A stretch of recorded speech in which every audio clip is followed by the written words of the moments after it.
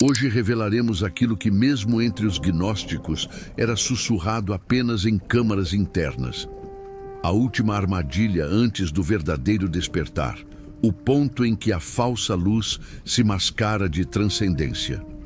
O que será exposto aqui não é doutrina, não é crença.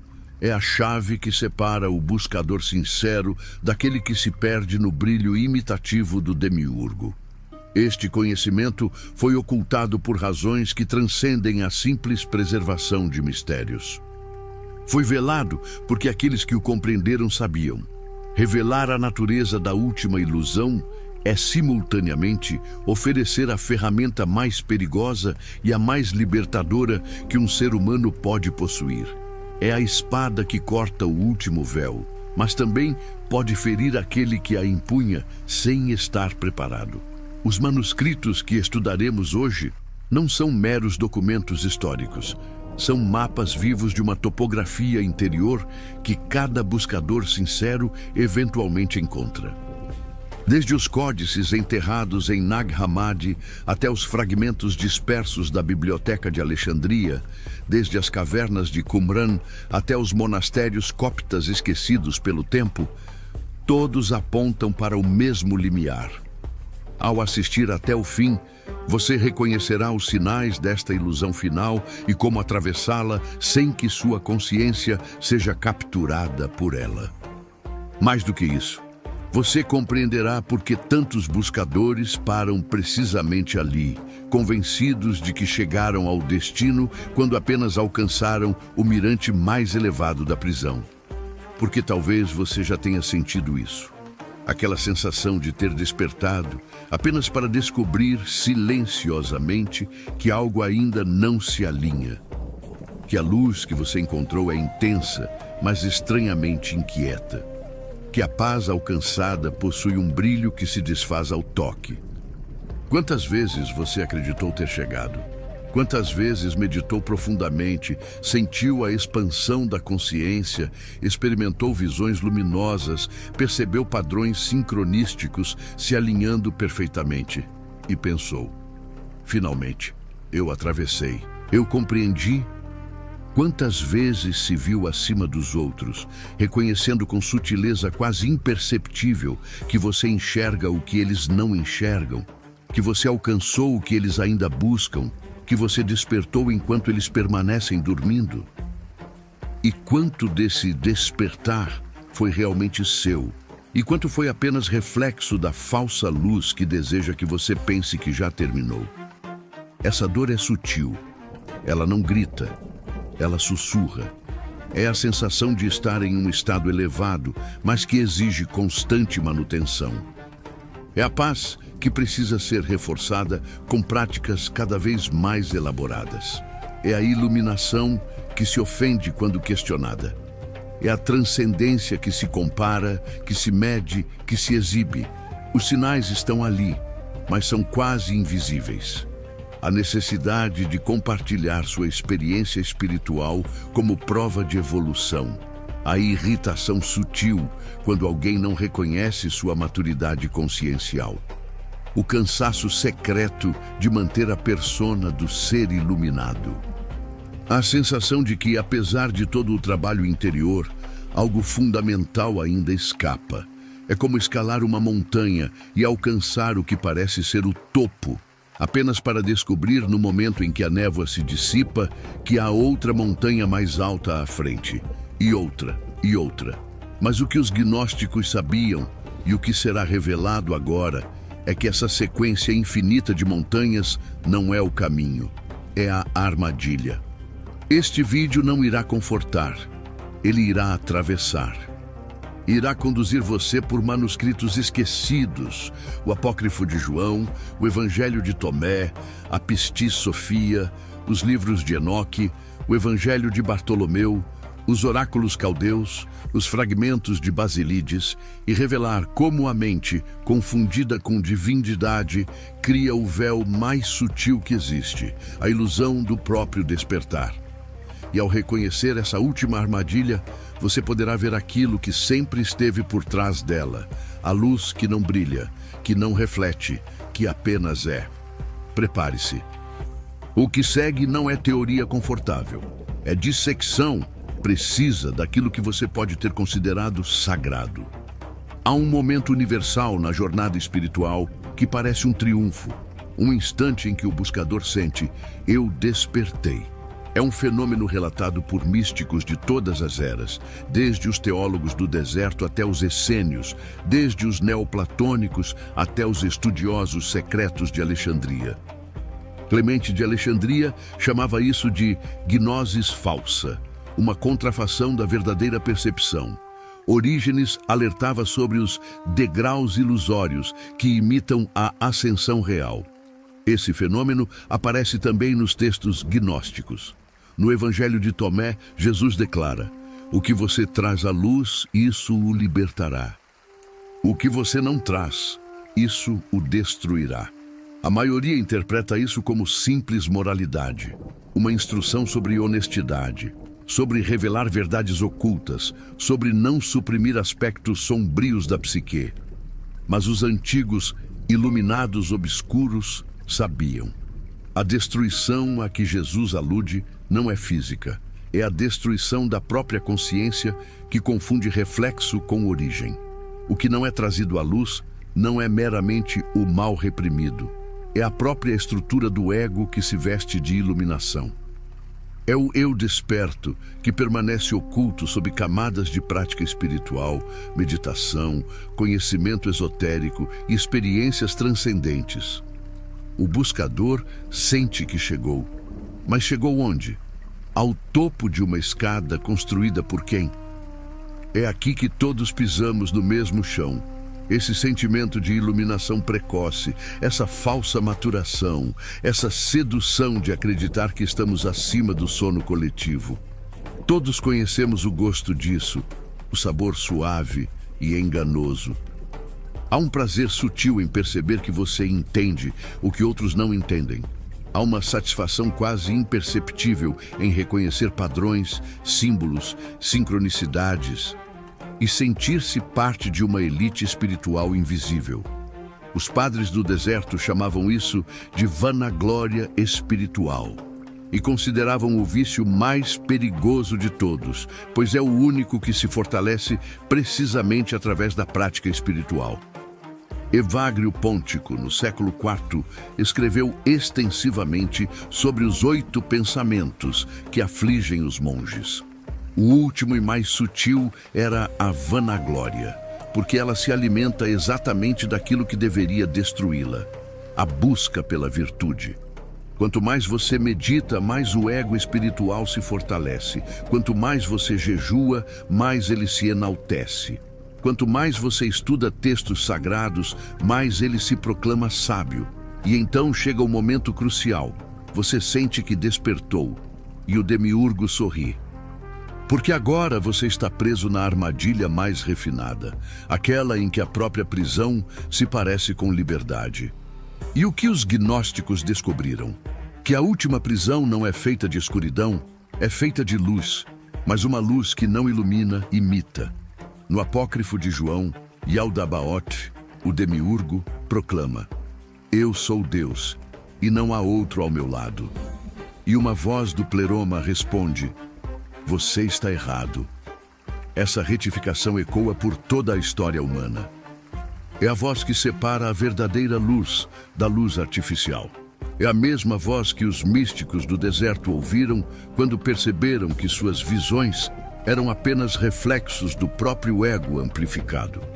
Segundo os escritos de Nag Hammadi, o demiurgo não é maligno no sentido comum.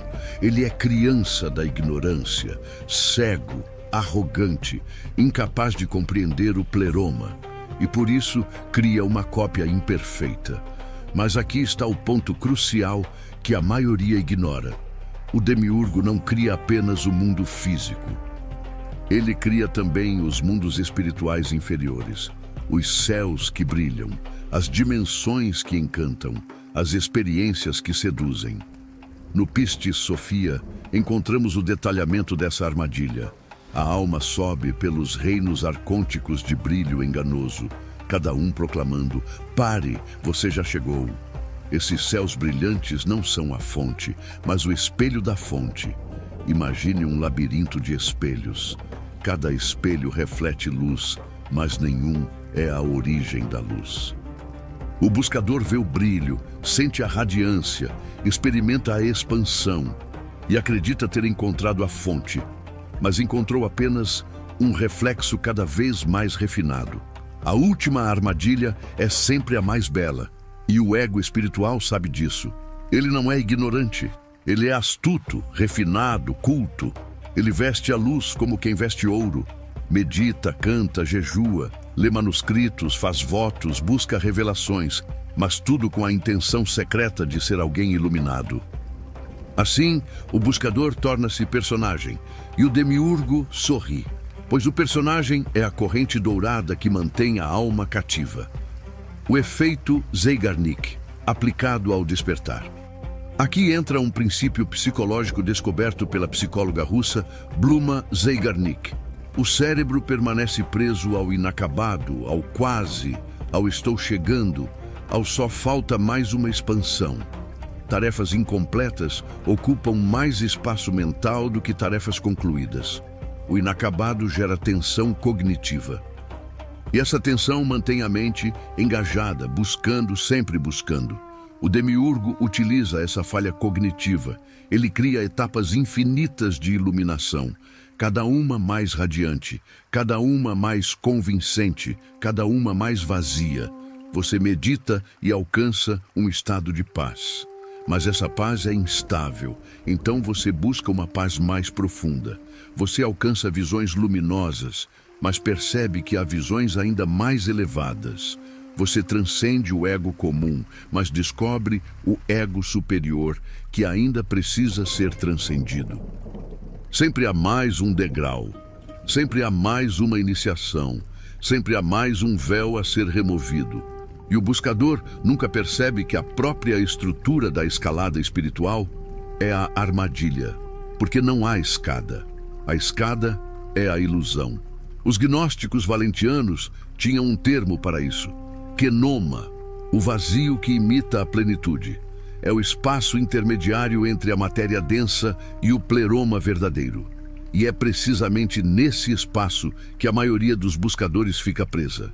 Porque o Kenoma é bonito, é luminoso, é sedutor, mas é oco. Os arcontes da luz enganosa. No sistema gnóstico, os arcontes não são demônios no sentido cristão. São governantes, entidades que administram os níveis intermediários de realidade. E o mais perigoso deles não governa a matéria, governa a espiritualidade falsa. No tratado A Natureza dos Arcontes, Nag Hammadi, encontramos uma descrição perturbadora. Há arcontes que se apresentam como anjos de luz, como mestres ascensionados, como guias espirituais. Eles não mentem sobre o que são. Eles simplesmente omitem que não são a fonte. Paulo de Tarso, em sua segunda carta aos Coríntios, faz uma referência enigmática. Satanás se disfarça de anjo de luz. A maioria lê isso como advertência contra o mal evidente. Mas os gnósticos leram algo mais profundo. O aviso é contra a luz, que não é verdadeira, mas que parece ser. Como distinguir? A luz do demiurgo exige adoração. A luz do demiurgo cria hierarquias. A luz do demiurgo promete evolução contínua. A luz do demiurgo valida o eu que busca. A luz do pleroma não exige nada, não promete nada, não evolui nada, simplesmente é. E quando essa luz é reconhecida, não há buscador que a reconhece. Há apenas reconhecimento, emoção, o despedaçamento da falsa luz. E então chega o momento mais difícil, o instante em que a luz decepciona, em que o brilho se torna suspeito, em que a paz alcançada revela um quê de artificial, em que tudo parece radiante, mas não vivo. É aqui que o buscador começa a cair, porque suas certezas começam a ruir, e ele sente profundamente que está perdendo algo precioso. mas não está perdendo nada. Está sendo libertado. A falsa luz é desconfortável quando se percebe que ela não é fonte, é apenas reflexo. Assim como o livro de Enoque descreve os vigilantes como seres que refletiam glória, mas não a possuíam, assim também os reinos demiúrgicos refletem luz que não emanam. Pense em um momento em que você sentiu que havia despertado. Reviva aquela sensação, aquele estado expandido de consciência, aquela clareza luminosa. Agora faça uma pergunta simples: quem estava experimentando aquilo?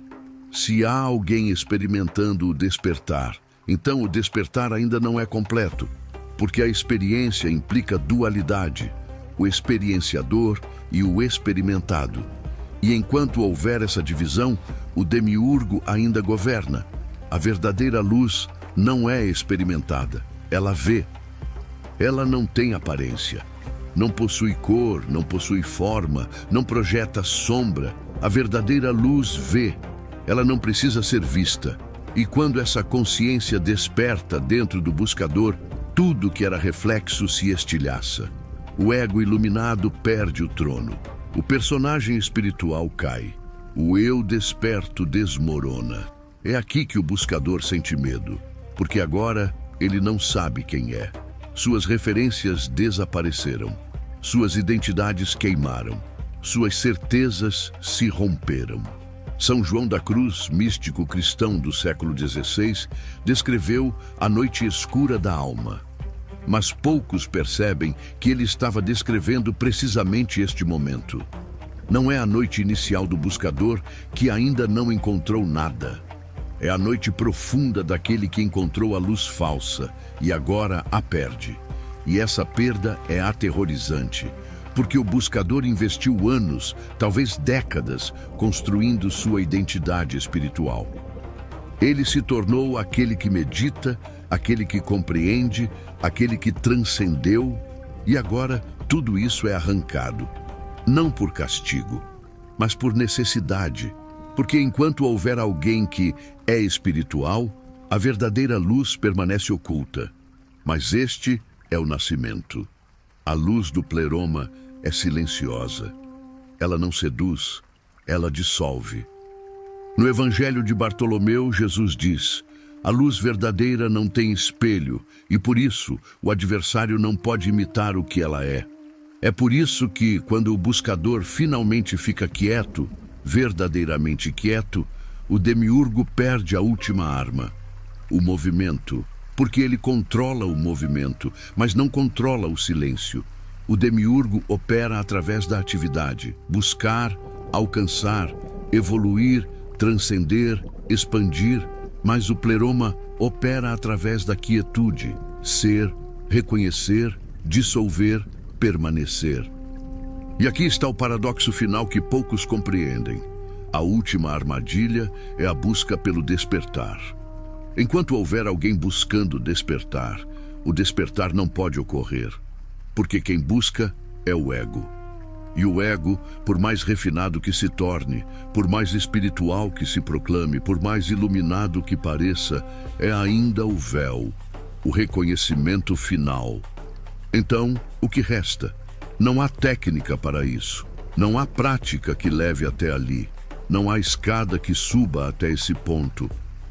Há apenas o reconhecimento súbito e devastador de que você nunca foi o buscador.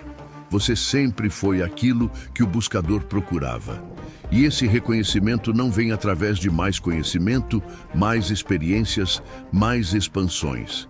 Vem através do colapso total de toda a estrutura, quando não resta nada para buscar, quando não resta ninguém para buscar, quando a última luz falsa se apaga e o que permanece não brilha, não reflete, não pode ser visto, mas vê tudo.